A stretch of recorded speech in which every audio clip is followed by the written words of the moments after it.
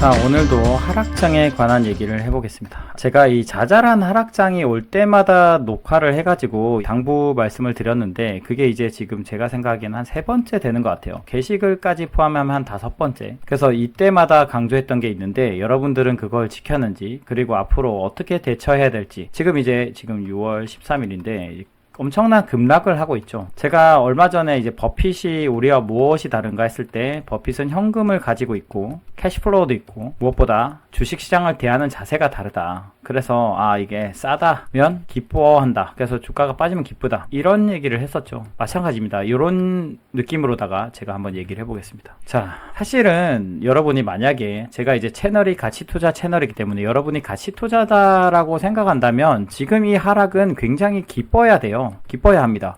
이 2가지 이유에서 기쁠 수 있는데, 첫 번째로 내 주식이, 내가 살려는 주식 있죠. 내 주식이 싸게 거래돼요. 이런 기회가 잘 없거든요. 근데 지금 이제 싸게 되기 시작했습니다. 두 번째, 장의 색깔이 바뀐다. 이게 무슨 말이냐면, 예전에도 왜 금융위기 이후에 2008년 금융위기 이후에 차화정의 대세 상승이 있었고, 그 다음에 유럽위기 같은 게 와가지고 좀 많이 위험하다 뭐 이런 센티가 형성되면서 이제 다시 이런 섹터가 좀 무너지고, 그러다가 이제 뭘 살까 하다가 가치주 장세가 왔거든요. 지금 만약에 이게 제대로 하락을 하지 않고 조금 내려가다 반등을 한다, 그러면 사실 장의 색깔이 바뀌기가 어려워요. 왜냐? 성장주가 여전히 건재하다고 사람들이 인식을 하기 때문이죠. 그러니까 지금 기존의 패러다임이 제가 예전에 몇 번을 말했다시피 한 10년씩 장이 이동하고 있는데, 그전에는 한국에서 좋았다가 그 다음에 미국이 좋았다가, 미국이 좋은 시장이 지금 이제 빅테크 위주로 해서, 제가 예전에 좀 안 좋다고 얘기했던 영상을 찍은 적 있죠. NFT, 코인, 빅테크,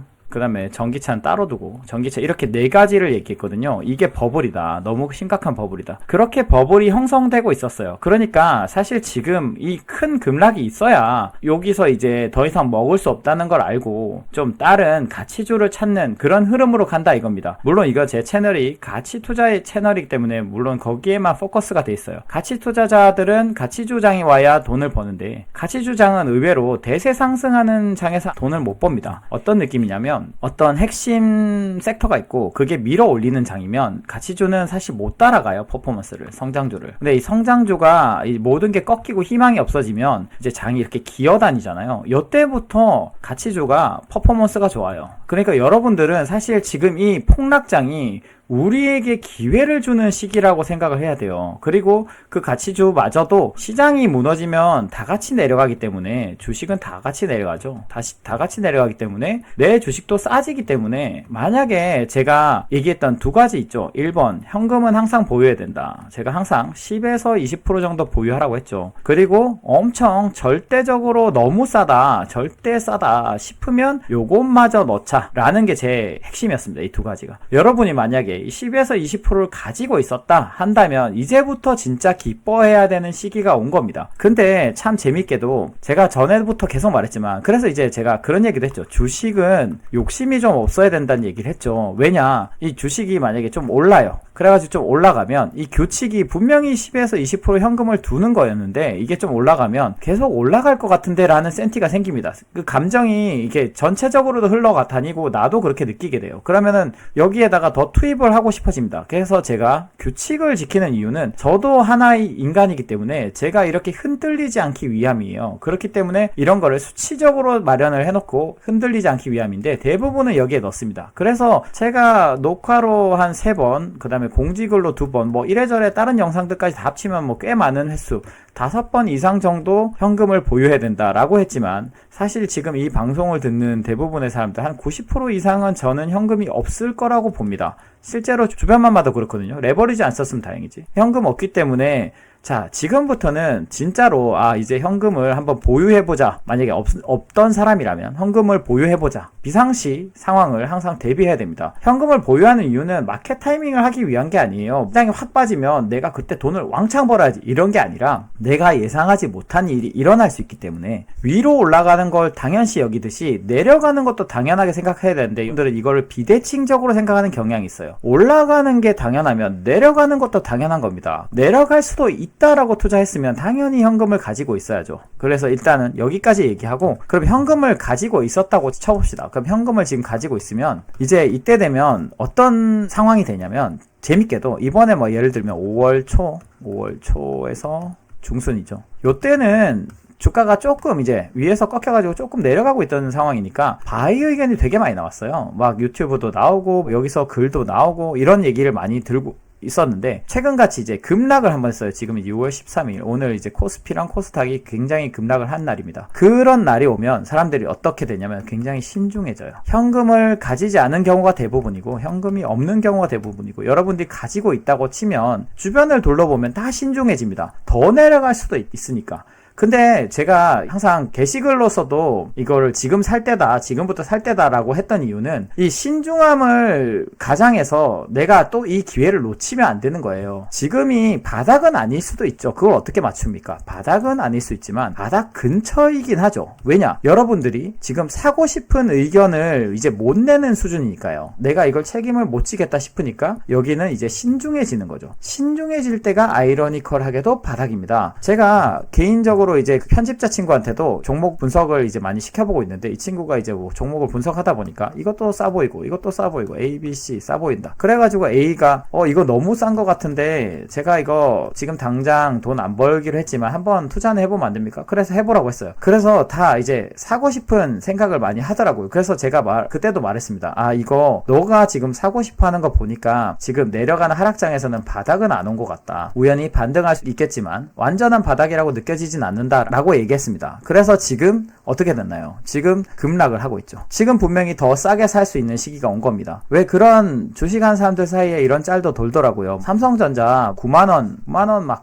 가고 뭐 이럴 때, 그때는 5, 6만원만 가면 나 무조건 바이라고 말했어 놓고 왜 지금 6만원 깨지려고 하고 있으니까 불안해 하느냐, 이런 짤이 있더라고요. 그게 되게 맞는 말입니다. 그게 이제 웃자고 만든 짤인데, 다시 쌀 수 있는 상황이 됐는데 왜 내가 불안하냐. 그러니까 이게 심리 매매를 해서 그래요. 분명히 이게 제가 이러면 바닥이다 이런 얘기를 하고 있는데 사실 이것도 검증이 필요한 거거든요. 그러니까 다시 얘기를 해보자면, 제가 이 사고하는 방식은 이렇습니다. 사람들이 많이 바이를 얘기하고 현금을 투입하는 시기는 일단 좀 위험하다고 생각하고요. 사람들이 이제 신중해지는 시기가 이제 좀 사기 시작할 때라고 생각하거든요. 근데 이것만으로만 투자하면 안 돼요. 이거에 항상 투자는 내가 검증을 받아야 되거든요. 제가 그래서 주식할 때도 왜 주식 분석할 때 싼 거가 먼저 느껴지고 그 다음에 검증하기 위해 PER이나 PBR이나 뭐 이런 거 본다 그랬죠. 그러니까 그런 것처럼 이 장이 싸냐 안 싸냐도 이런 거를 보지만 결과적으로 검증을 하기를, 내 눈에 지금 싼 게 많이 보이는가, 그것도 엄청나게 저는 보이기 시작하고 있습니다. PER이 충분히 이익이 앞으로도 일시적이지 않고 잘 나올 수 있는데 3.xx배다 혹은 4배다 이런 종목들이 널렸어요. 이렇게 싼 거를 감정을 섞어 말하면 약간 욕이 나올 수 있는, 뭐 이런 게 다 있어 이럴 정도로 싼 게 점점 늘어나고 있습니다. 그러니까 사실은 수치적으로도 감정적으로도 지금이 바닥인데 심리 매매를 해서 그래요. 사람들이 정확하게는 불안 매매라고도 할 수 있을 것 같아요. 내가 불안해지면 수치고 뭐고 이제 무시를 하게 됩니다.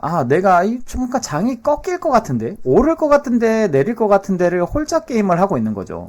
저번에도 말했지만 헤드, 테일 동전을 던져서 헤드가 나올지 테일이 나올지 2분의 1밖에 안 되는 이 게임을 계속하고 있는 겁니다. 내릴지 오를지 내릴지 오를지 그거 어떻게 알겠어요? 제가 말하는 건 이렇게 해서 요쯤이라는 거죠. 여기서 요렇게 될 수도 있고 여기서 더 내려갈 수도 있지만 요 부근이고 언젠간 이렇게 된다 치면 요 부근이라는 거죠. 그래서 이제부터는 정말로 바이하기 되게 좋은 시기라는 겁니다. 그래서 여러분들이 항상 좀 구독을 오래 하신 분들이라면 이게 물어보더라고요. 현금은 그럼 언제 투입해야 되냐? 생각보다 현금을 투입할 시기가 잘 없습니다. 특히 그 10에서 20%의 현금이요. 이거는 제가 말했지만 마켓 타이밍을 하기 위한 게 아니라 정말로 중요한 순간에 이거는 꼭 사야겠다 라는 생각이 들 만큼 정말로 정말로 싼 종목이 있으면 해야 되는 거예요. 그래서 그 시기가 지금부터라고 생각을 하고 6월 13일이면 지금부터 일주가 될지 한 달이 될지 모르겠지만 지금부터 이제는 정말로 싸게 살 수 있는 시기다. 그래서 이제 요약을 하면 가치주 하는 사람들한테는 지금 굉장히 좋은 상황이에요. 이 급락이 일단은 싸게 살 수 있으니까요. 현금을 가지고 있었다면 이게 그래서 현금을 꼭 가지고 있어야 됩니다. 제가 지금 얘기를 하지만 저는 오늘도 샀거든요. 샀지만 그럼에도 불구하고 앞으로 더 내려갈 수도 있고 어떤 일이 생길 수도 있기 때문에 그래도 현금을 계속 가지고 갑니다. 현금을 가지고 있었다면 싸게 살 수 있거든요.